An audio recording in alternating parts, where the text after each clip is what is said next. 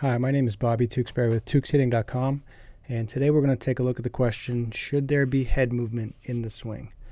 Now, this is a topic that has a potential to get a little ranty, and I'm going to try to keep it not ranty, but it's a huge area of frustration for me because I get emails all the time from parents, from players, from some coaches who don't know what to do, don't know what to say when they're in a hitting environment and their coaches are telling them, you can't let your head move. We need to limit head movement. We need to keep the head quiet. And it can be very, very detrimental to hitting and swing mechanics to not let the head move. And we're going to look at a bunch of video right now of some of the best hitters of all time with tons of head movement. And the big message that I want to share here is I don't know what to tell people when their coach says you can't let your head move. You need to keep your head quiet. Because I'm not trying to be rude. I'm not trying to be confrontational. I don't want to argue with people. It's not worth my time to argue with people. But I want to help teach people, and I want to share this information.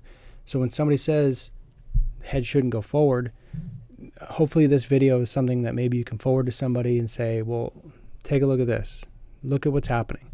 So let's start going through some video. I want there to be better discussion and not just this is what I was told, this is what I believe is right. This isn't what I believe is right. This is what I'm observing. This is what is obvious to me because I've looked at the video and I've watched the best hitters, and this isn't about being overly into video. This is just watch what happens. There's the technology available allows us to look at this. So why should we not look at this? Why should we be a coach that says we got to keep the head still when the best hitters in the game, I mean, look at what his head is doing. Look at how far he's going forward. We're going to get a bunch of video up. We have contact hitters. This is Tony Gwynn with a lot of head movement forward. And some people say, oh, well, once the foot gets down, that's when you don't want the head to go forward. And that's going to depend a lot on pitch location and your timing on the pitch. But, when we're looking at, this is Ken Griffey Jr. in high school. I wanted to bring in a whole bunch of different clips. So his head, not only is it going forward, but it's also going down. So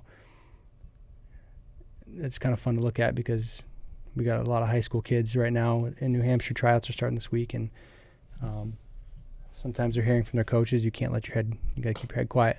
So his head's going forward. Look at the people in the background as a reference point. His head's going forward, it's going down. And the big issue with this is a lot of kids end up lunging. And lunging happens when the hands are moving forward with the body and not loading kind of against the body. And if that's happening, then sure, we're going to run into some issues with some lunging. This is Frank Thomas, big boy, big power hitter. So we look at Tony Gwynn, who's not a power hitter, more of a contact guy. And now we got Frank Thomas, who is a big, strong guy. Again, look at how far forward his head's going.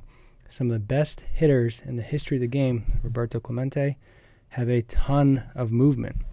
And instead of being afraid of it, instead of limiting it, instead of saying, oh, well, you're lunging, we need to do a better job as coaches, as players, as a baseball community. We need to work together better at this, because if the goal is to help hitters get better, we need to get better information. We need to help hitters learn the swing better. We need to put better pictures into your mental picture of what the swing should be.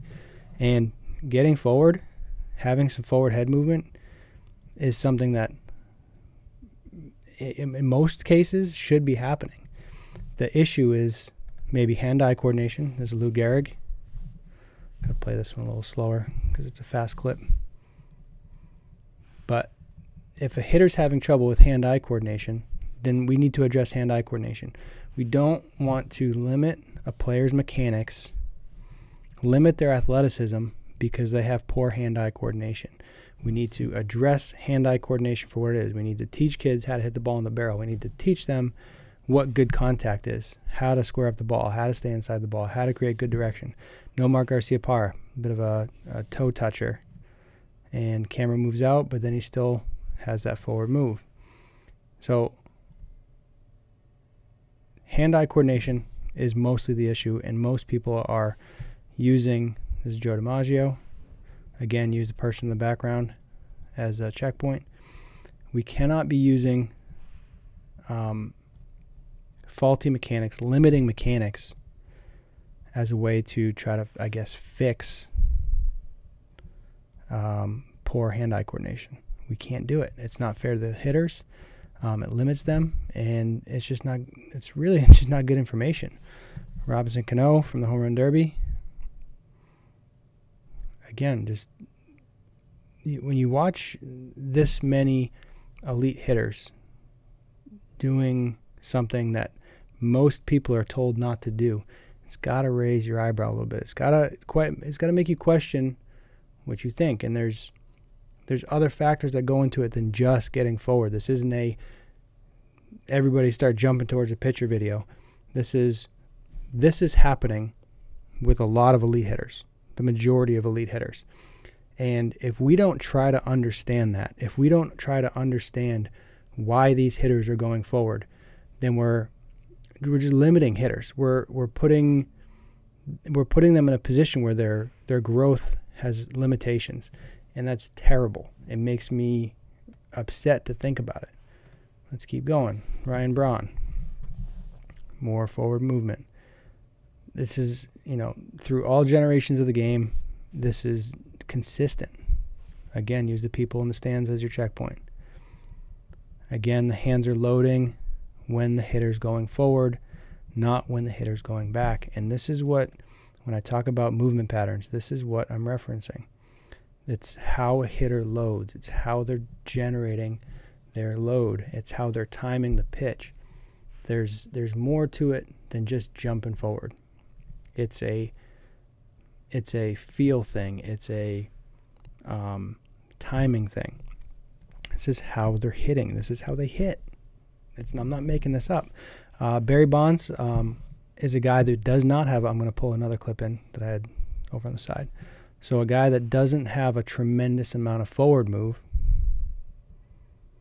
but has a lot of downward movement. So some people would say, oh, well, don't want your head to go forward, don't want your head to go down. Barry Bonds, I'll put the mouse at the top of his helmet right there. So the mouse at the top, look at how much, it's like a free fall. We can't ignore this. We can't just say, oh, it's a coincidence. Or we can't say, oh, they're just freaks. This is the right way to swing. And I'm not trying to invent it. Locally, people are like, oh, this is the AB swing. There's no such thing as the AB swing. There's no such thing as a Tukes hitting swing. This is what the best hitters do, period. And, you might disagree with how I teach it, but you can't ignore this. Wade Boggs, another contact guy, pretty decent forward move. Again, look at the people in the background. So this isn't exclusive to power hitters. It's not exclusive to contact hitters or just line drive hitters. This is a hitter who's out front, so he's doesn't have great timing on this pitch. But look, this is Lance Berkman, lefty. Look at what's happening. We can't ignore this as a baseball community, as coaches, as players, as parents. I don't care what your role is in the game. We can't look at these videos and say, well, it doesn't happen. You can't do that. I'm looking at it and say you have to do that. Carlos Beltran has a little quieter action. And I'm going to pull over somebody in a minute who's got a little quieter action than him too. So does it have to be big? No. It doesn't have to be big.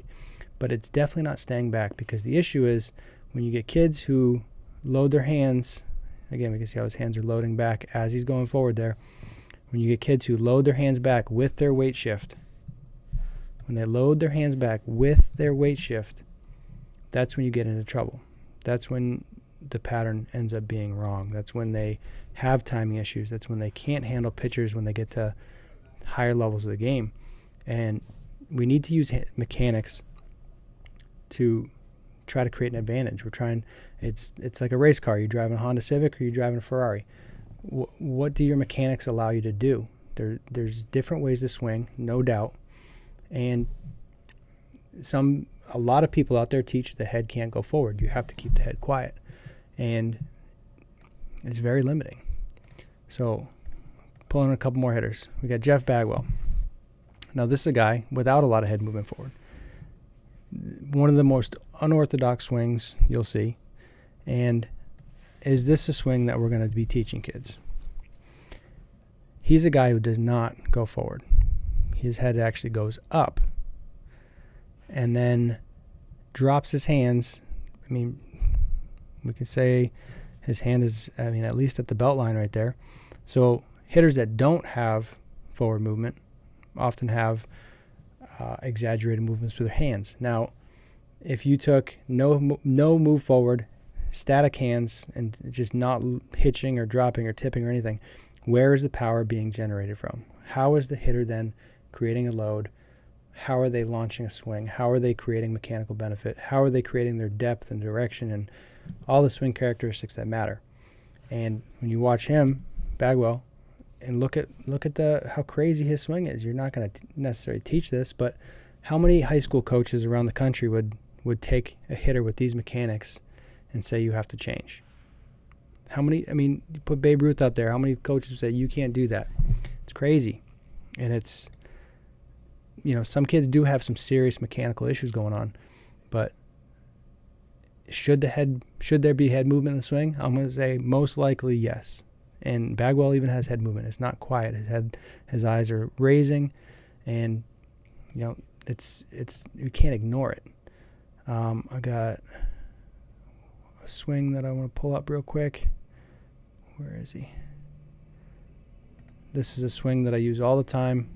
Probably too much, but it's a swing that kind of changed my view of the swing. So Albert Pujols, who is often used as the quiet prototype of a hitter that does not have a lot of forward move, doesn't, hands really quiet. And even Albert Pujols will move forward about one full head length, does not stay back. And one more for the softball players out there, Crystal Bustos, who has got to be the best softball hitter of all time, one of, if not the best. And again, we see obvious movement forward. So definitely turned into a bit of a rant. I want this to be about being better. I want, as instructors, as hitting coaches, as people trying to improve the game and helping kids create opportunities for themselves, I don't want to keep getting emails for years about people who are encountering coaches saying you need to keep your head quiet. I don't want to deal with this for 10 years, and it's been happening for a long time. Go back to Babe, because that's who we started with. It's like, how does change happen? How does it happen? We need to work together.